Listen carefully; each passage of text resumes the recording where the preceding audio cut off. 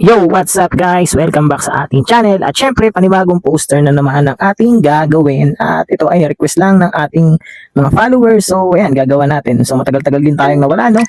At inabot rin tayo ng ilang linggo bago makapag-upload ulit ng panibagong videos and content. So ayan, babawi ako sa inyo, no? Sunod-sunod na gagawin natin content. Pasensya na bihira tayo nakapag-upload dahil sobrang busy at syempre marami rin tayong ginagawa. So ngayon babawi ako, no? Susunod-sunod din natin yung pag-upload ng mga videos. Syempre yun nga, pasokan na naman. Actually nga, pag-graduate na yung iba patapos na yung school year nila, no? So yan, gawa tayo ng panibagong poster. So yan, sa umpisa pa lang, pinakita ko na kaagad yung yung tema, no? About nutrition month din to, no? Napakadali lang, hindi ko alam kung bakit parang nahihirapan kayong gumawa. So yan, i-explain lang natin kung ano yung ginawa natin dito sa videos na to. Pero bago nga pala natin ituloy ang pagpapaliwanag natin about sa videos na to, kung di ka pa nakasubscribe sa ating channel, subscribe mo na yan. Save mo na rin, samahan mo na din ng pag-follow sa ating FB page at lalong-lalo na dito sa ating TikTok channel. So ayun lang, maraming salamat. Balik na tayo sa ating pinag-uusapan. So ito ay tumutukoy lang sa sa nutrition month, no. Bali napakadali lang, sama-samang sama-samang nutrition lang daw, no. Sapat na nutrition para sa lahat. Ayun. Ito yung tema. Hindi ko alam kung ito yung tema ngayong buwan, no. So yan, about sa nutrition month pa rin. Marami na tayong videos about sa nutrition month, no. Yung mga symbolism, ayan, mga idea na pwedeng gamitin. So yan. Ito ngayon para sa 2025, no. Gawa tayo ng mga bago, no. So yan, ganyan lang kasimple. Nag-start tayo sa sa pag-layout na, no. Gamit tayo ng marker. So yan, sana ako gumamit ng marker, no, lalo na sa paggawa ng mga videos. Pero meron din tayong mga videos na hindi na gumagamit ng marker, no. Yan, para makita nyo lang. Mas mabilis yung malaman kung ano yung mga details na nakapaloob dito sa poster na ginagawa natin. So ganyan lang kasimple. Kung naghanap kayo ng mga marker na mas mura, tsaka madaling gamitin, ayan, try nyo yung pilot marker, no. Hindi yan sponsor, no. Baka sabihin sponsor, So yan lang kasimple. Ayan yung layout natin, no. So sa symbolism, marami tayong symbolism dyan na pwedeng gamitin about sa nutrition month, mga pwedeng ipasok. So yan, gayahin nyo na lang yung mga videos na ginawa natin, panoorin yung mga videos natin, no. So yan, di ba kanina may mga mark ng lapis, binara ko na lang, no. Then dito tayo pumunta sa pag-apply ng kulay, no. Sa pag-apply ng oil pastel. Bali oil pastel pala yung gamit ko dyan. Sa brand ng oil pastel, iba-ibang brand ng oil pastel ang gamit natin. Hindi natin masasabi kung ano yung pwedeng gamitin o gusto kong gamitin. Depende lang kung saan ang trip ko. Minsan nga pinagsasama-sama ko pa, no. So yan, bali ang gamit ko pa nga palang oil pastel dito is yung pentel oil pastel pa rin, syempre. Para mas maganda yung tingkad, no, mas maayos tignan, no. Mas kitang-kita o buhay na buhay yung kulay. Ayan, yan yung gamit natin, pentel oil pastel. So yan, kung nahihirapan kayong pumili ng oil pastel na maganda, try nyo na lang din yung pentel oil pastel. Mas recommended ko siya, lalo na kapag once na gamit yung illustration, yan, the best gamitin. So yan. Yan, sa pag-apply ng kulay, sa pag-apply ng oil pastel, ayan, much better kung sanay na kayong gumamit is mag-dark to light na kayo, no, kung alam nyo kung paano kumontrol ng ng oil pastel, no, yung tipong hindi nakakalat kapag once na in-apply nyo, no. Ayan, mag-dark to light na kayo. Pero kung sakaling hindi pa kayo marunong mag-apply, try nyo muna yung light to dark. Ayan, kaso may hirapan kayo mag-blend ng kulay, no. So need nyo talagang gumamit ng bulak kapag ganyan. So yan, sa mga nagtatanong kung gumagamit na tayo ng bulak sa pagkukulay, hindi po tayo gumagamit ng bulak, no. Ginagamit lang natin yan sa panlilinis ng mga tip, yung mga dulo-dulo o yung mga nahalong kulay dun sa oil pastel natin. Pero magdala kayo lagi, no, lalo na kapag once na nasa on the spot poster making kayo, no. Try nyo na lang magdala ng mga basahan, ayan, mga lapis, basta yung mga extra gamit, no, na hindi naman pwedeng i-provide ng ng mga nagpapa-contest, lalo na sa mga on the spot, no. Minsan kulang-kulang yung objects nila na binibigay.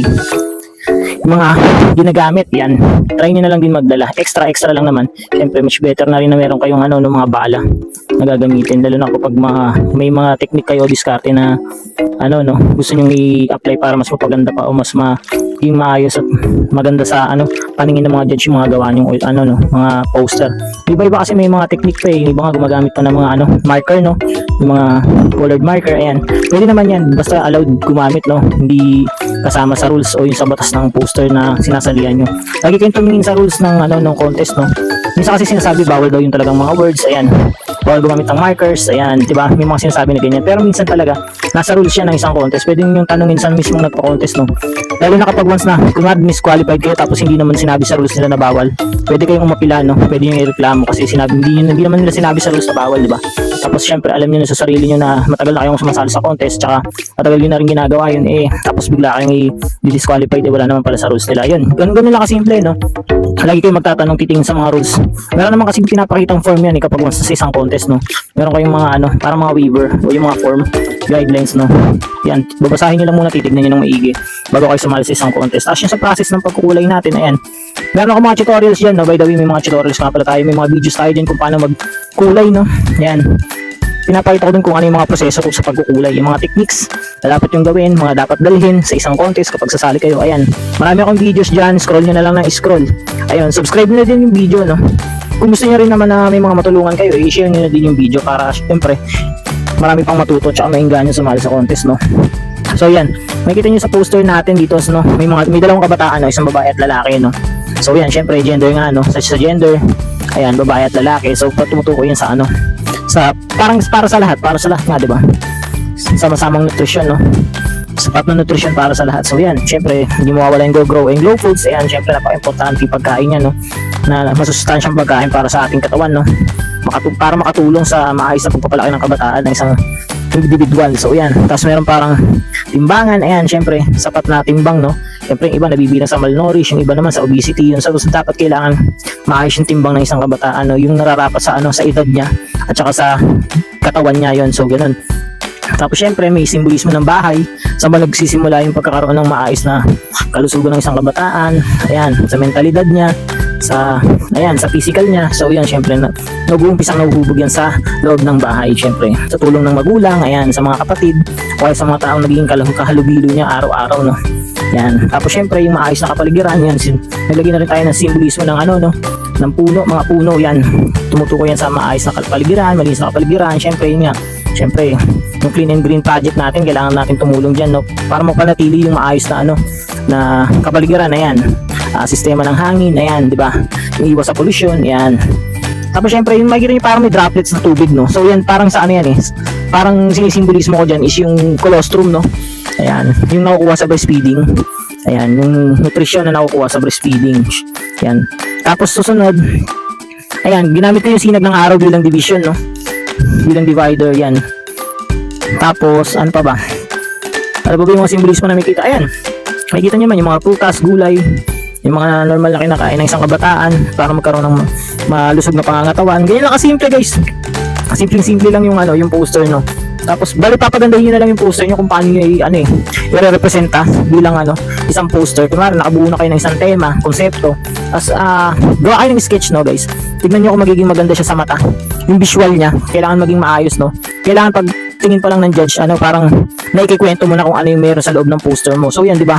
Ganyan, parang yan, magkahawak sila, parang nagkakasundo sila. Tulungan nga, di ba? Sama-sama, ganyan. So yun, ang basic lang, di ba?